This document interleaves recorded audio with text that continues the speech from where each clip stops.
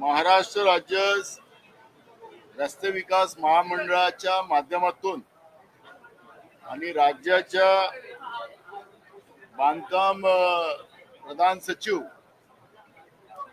यांच्या माध्यमातून मोठ्या प्रमाणात मुंबईकरांची आणि महाराष्ट्राच्या जनतेची तिजोरी लुटण्याचं काम जे सुरू झालेलं आहे आणि आम्ही त्यांना पत्र देऊन सुद्धा या पत्राचं उत्तर न देता मंत्रिमंडळाची दिशाभूल करण्याचं काम मुख्य सचिव महाराष्ट्र राज्य आणि प्रधान सचिव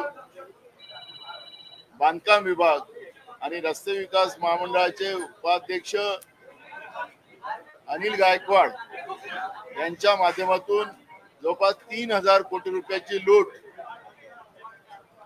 शासनाची करण्याचं काम या लोकांनी केलेलं आहे। मंत्रिमंडळाची दिशाभूल केलेली आहे आणि आम्ही दिलेल्या पत्राचं उत्तर न दिल्यामुळे आणि शासनाची फसवणूक केल्यामुळे मी आज या तिघांवरही हक्कभंगाची नोटीस विधानसभेमध्ये मांडलेली आहे आणि विधानसभा अध्यक्षांनी सांगितलं की आम्ही हे हक्कभंग समितीकडे हा प्रस्ताव पाठवू आणि त्या पद्धतीची कारवाई करू।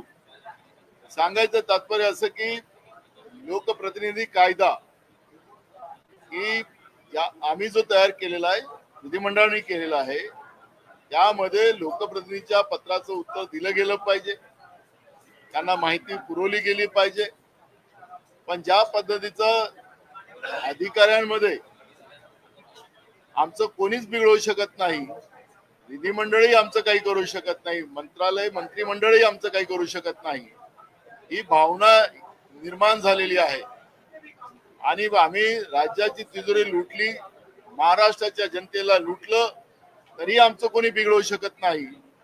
आणि म्हणून मी आज या तिघांच्या विरोधात मुख्य सचिव महाराष्ट्र राज्य, मनीषा म्हैसकर बांधकाम विभागाच्या प्रधान सचिव यांच्यावर आणि उपाध्यक्ष रस्ते विकास महामंडळाचे अनिल गायकवाड यांच्या विरोधात हक्कभंगाची नोटीस दिलेली आहे। मुख्य सचिव, बांधकाम सचिव आणि MSRDC उपाध्यक्ष, परंतु या तिन्ही सचिवांवरती तुम्ही हक्कभंग आणताय, त्यांच्याच खात्यामध्ये आतापर्यंतच्या 2.5-5 वर्षांमध्ये महायुतीचे सरकार असताना मोठ्या संख्येने विकास कामं झाली, शक्तीपीठ महामार्ग देखील तेच बांधायचा विचार करताना समृद्धीवरती खड्डे झाले।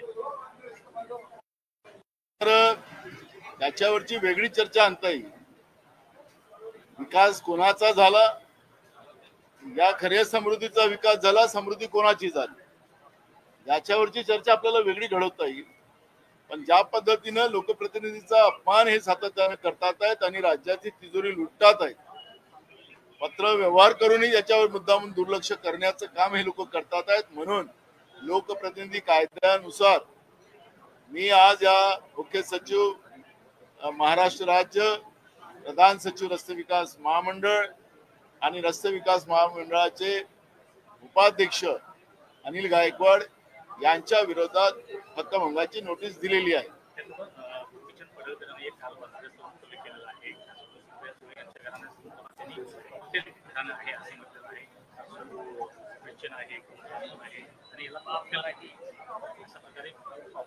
बघा, महाराष्ट्राची संस्कृती नाही आहे आणि ज्या पद्धतीनं सत्ता पक्षाचे आमदार आणि मंत्री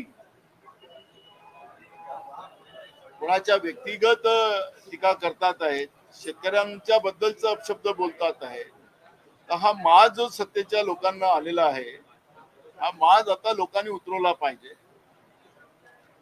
पडळकर सारखे वाचाळवीर अनेक महाराष्ट्रामध्ये सत्ता पक्षामध्ये निर्माण झालेले आहेत, त्यामुळे मला वाटतं की याच्यावर मी काय फार प्रतिक्रिया द्यावी असं मला वाटत नाही। पण ही महाराष्ट्राची संस्कृती नाही, एवढंच मी या ठिकाणी सांगतो। 234 रस्त्यांची कामं रखडलेली आहेत मुंबईमध्ये आणि त्यानंतर आता जे नवीन जे हे दिसतंय शो वगैरे करतात रस्त्यावर त्यामध्ये रस्ते कमी करण्यात येते यासाठी। बघा, निस्त्या मुंबईचे रस्ते खराब झाले असं नाही, संपूर्ण राज्यामध्ये रस्त्यांची दुरवस्था आहे, गड्ड्यांचं साम्राज्य महाराष्ट्रामध्ये आहे। आता आमच्याजवळ काही माहिती आलेली आहे की मधल्या काळामध्ये सत्तेच्या लोकांनी नकली GR काढलेत, ठेकेदाराकडून बांधकाम करून घेतलेत आणि आता शासनामध्ये जेव्हा ते लोक गेलेत ते म्हणले की असं कुठलंहीच कामं मंजूर झालेली नव्हती. म्हणजे आता हे नकली GR सरकार काढते काय? कोण आहे याच्यातला सूत्रधार? अधिकाऱ्यांनी ज्या पद्धतीनं कामं राज्यात करून घेतले, जवळपास आता आपल्याला जी काही माहिती येते 89,000 कोटी रुपये कॉन्ट्रॅक्टरचे देणं आहे, कॉन्ट्रॅक्टरनी हातवर्त केले.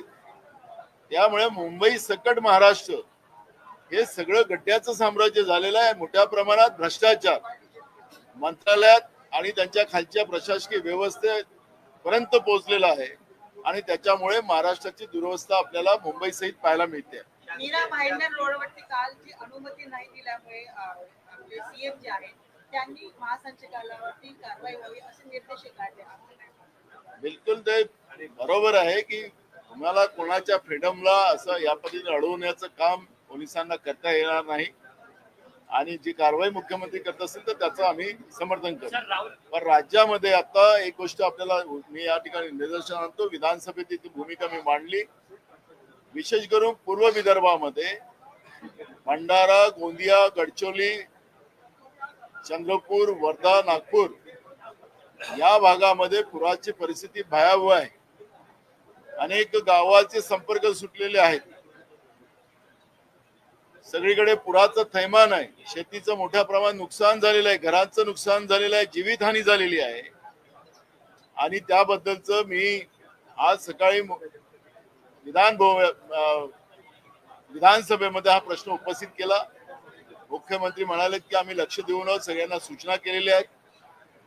पण मोठ्या प्रमाणात विशेष करून भंडारा, गोंदिया, गडचिरोली, चंद्रपूर जिल्ह्यामध्ये उन्हाळीमध्ये धान जे शेतकऱ्यांनी पिकवलेले होते, सरकारने त्याला खरेदीची मंजुरी दिली नाही, कोटा दिला नाही. त्यामुळे केंद्रावरच ते धान होते आणि त्याही धानाची मोठ्या प्रमाणात खराबी झालेली आहे आणि जे झालेलं नुकसान असेल ते सरकारने भरून द्यावं अशी भूमिका सुद्धा आम्ही विधानसभेत मांडलेली आहे. मुख्यमंत्री म्हणालेत की आम्ही सगळं तपासून निर्णय घेऊ अशा पद्धतीचं आश्वासन मान्य मुख्यमंत्र्यांनी विधानसभेत दिले.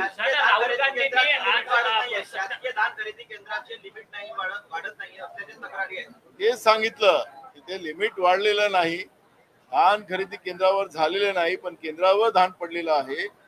त्यामुळे या पावसामुळे मोठ्या प्रमाणात तो धान खराब झालेला आहे. जिकडे तिकडे पाण्याचंच थैमान आहे, जीवितहानी, पिकाची हानी आणि पिकवलेलं धान्य खराब झालेलं आहे. हे पद्धतीचं आम्ही सरकारच्या निदर्शनास आणलेलं आहे.